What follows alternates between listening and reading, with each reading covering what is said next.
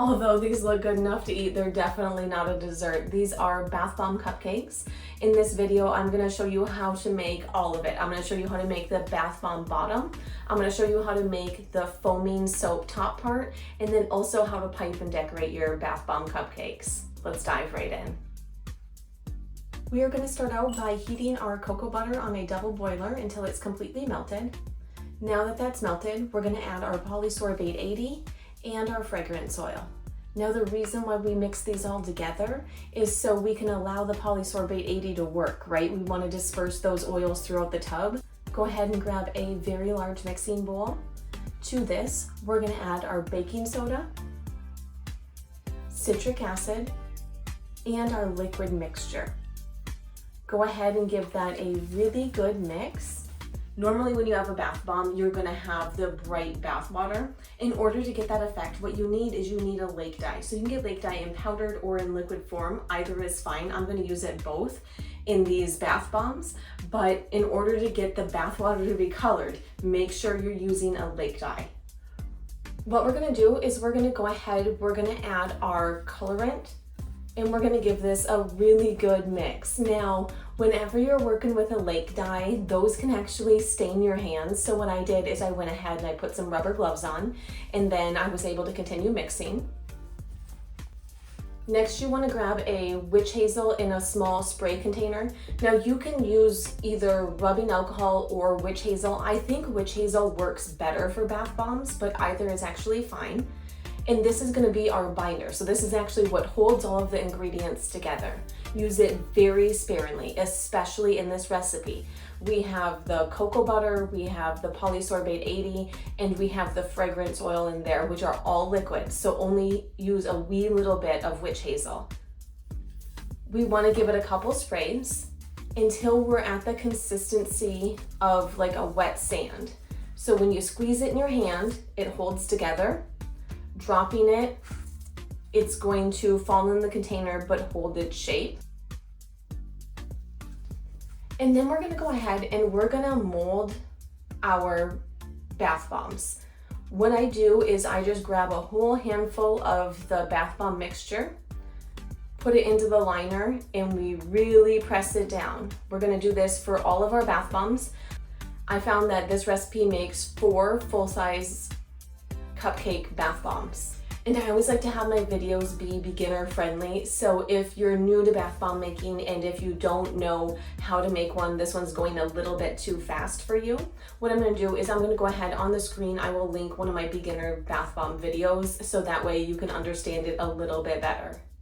And then we're gonna allow our bath bombs to set for at least 24 hours. Now that your bath bombs have had time to sit, we can go ahead and pull them out of the tin. And this is why I love the silicone molds, is it's so easy to take your bath bombs out of them. I'm gonna set these off to the side for now. And now for the fun part, the whipped topping. Grab your foaming bath whip. I like to come in and I like to hit this with a hand mixer really quick. Just make sure that we get it nice, light and fluffy. Now we're gonna melt our melt and pour soap. So this soap is cut up into roughly even-sized pieces. We are gonna pop this in the microwave in 15-second intervals. I'm gonna add my lake dye. And I'm gonna give that a very good mix. To our whipped soap, we're gonna add the melt and pour soap. And at the same time, our fragrance oil. And we're gonna give it a mix with a hand mixer. 100% when you are mixing this, you are gonna say, I think I messed up and this is wrong. You're gonna be ready to throw out the whole batch, but just to hold on. So you're gonna get to like this snotty, clumpy, real gross consistency, completely normal, 100% normal. Just go ahead, keep mixing with your hand mixer. As you mix it, it's going to start to thin back out a little bit or become more fluid, if that makes sense. So it'll be more like this consistency. I'm gonna get this into the piping bag. Now, when I'm piping, what I like to do is I just put a wee little dollop in the center, and then I pipe all the way around the cupcake to kind of create a little bit of height on it.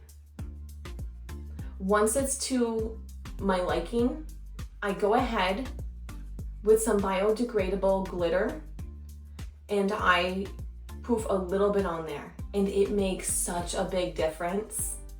And then I had some sprinkles, so I go ahead and I just sprinkle those over the top.